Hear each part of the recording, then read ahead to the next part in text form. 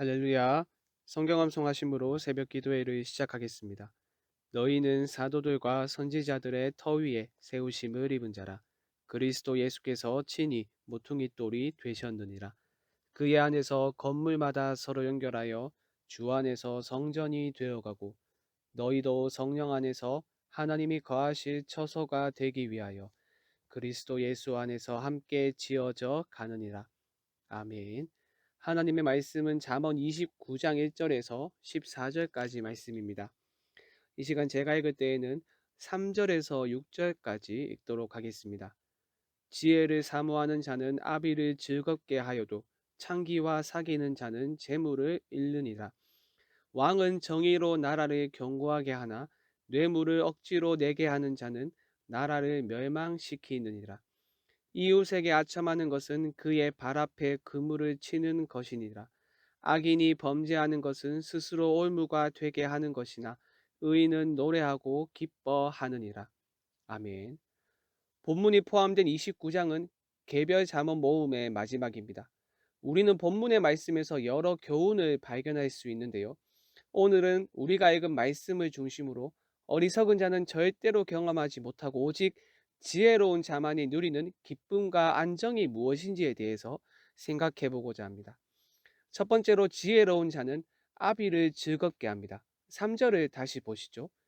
지혜를 사모하는 자는 아비를 즐겁게 하여도 창기와 사귀는 자는 재물을 잃느니라. 지혜를 사모하는 지혜로운 사람은 아비를 즐겁게 한다고 교훈합니다. 부모가 자녀 때문에 제일 기뻐하는 날이 언제일까요? 저는 아직 자녀가 없으니 자녀로 인한 기쁨이 무엇인지 깨닫지는 못했지만 간접적으로는 경험했습니다. 어떤 경우 자녀로 인하여 기뻐할까요? 아이가 태어났을 때는 말로 형용할 수 없는 기쁨이 밀려오겠죠.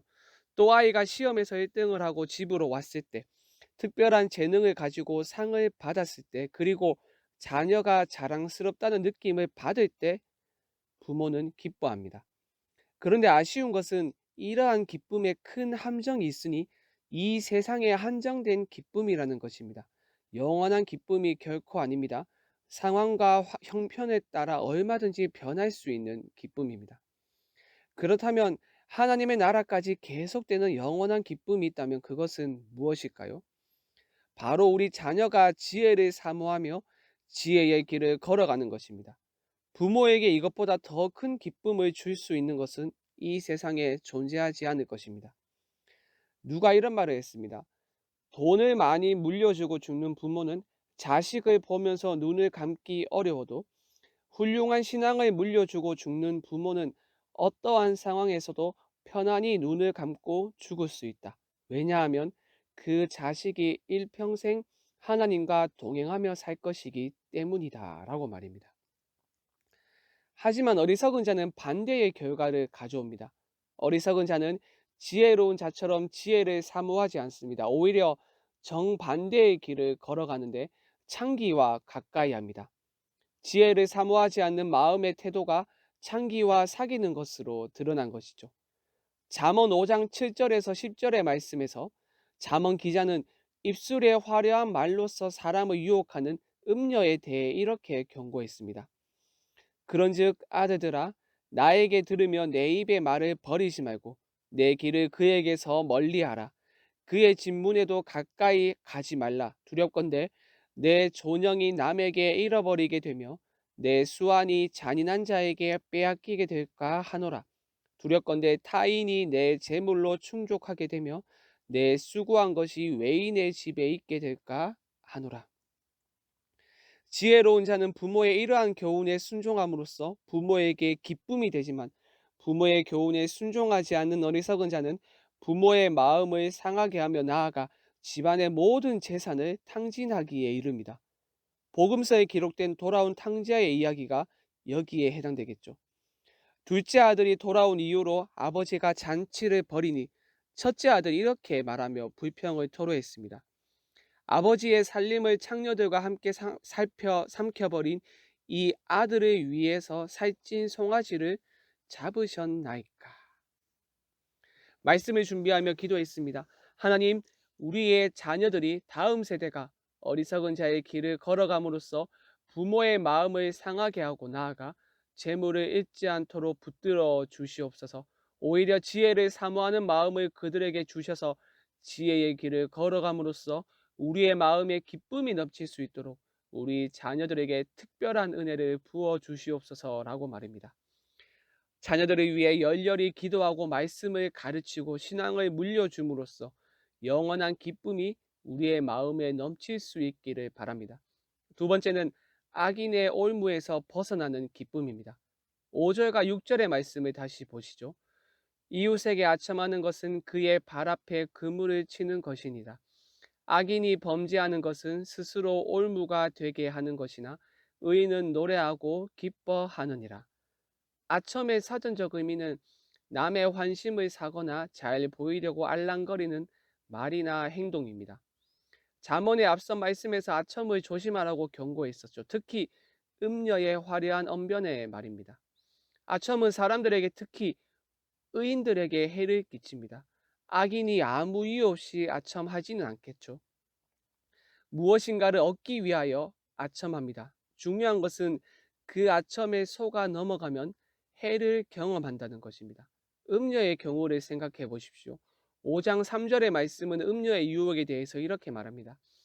대저 음녀의 입술은 꿀을 떨어뜨리며 그의 입은 기름보다 미끄러우나. 겉으로 봤을 때 아무런 문제가 없습니다.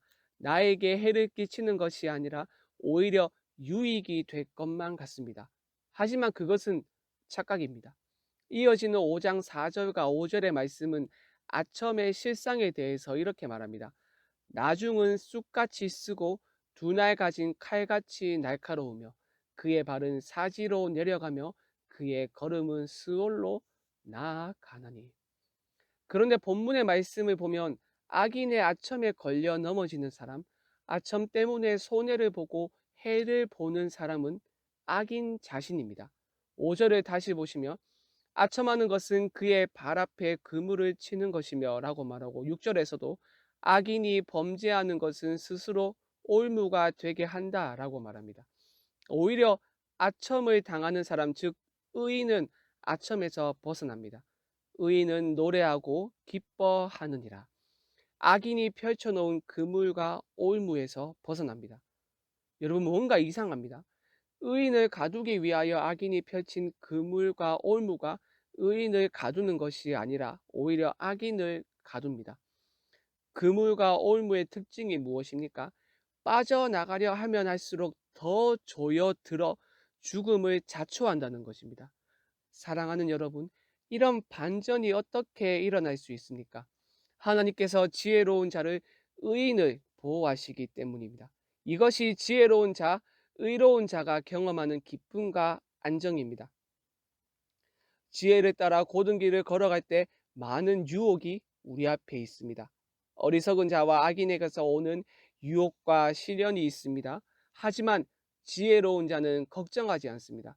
유혹과 시련 속에서도 기뻐하며 요동하지 않습니다. 왜냐하면 하나님이 지켜주시기 때문입니다. 잠언 2장 7절과 8절은 지혜를 추구할 때 얻게 되는 유익에 대해서 이렇게 말합니다.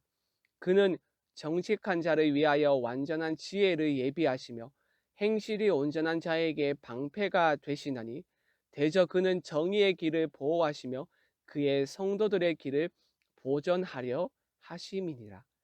하나님이 친히 방패가 되사 유혹과 시련을 막아주시고 끝까지 고든 길을 걸어갈 수 있도록 인도하십니다.